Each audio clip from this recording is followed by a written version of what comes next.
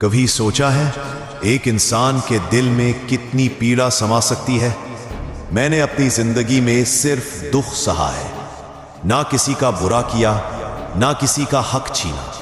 हर चोट, हर अपमान, हर दर्द चुपचाप पी लिया और आज भी सह रहा हूं, क्योंकि मैं जानता हूं दूसरों को कष्ट देने से पहले मेरे हाथ कांपते हैं, मेरी सांसें रुक जाती हैं, मेरी धड़कनें तेज हो जाती है, क्योंकि मेरे भीतर वो मौन साधे अनंत ब्रह्मांड का ज्ञानी, वो असीम ऊर्जा का सागर स्वयं महादेव विराजमान है।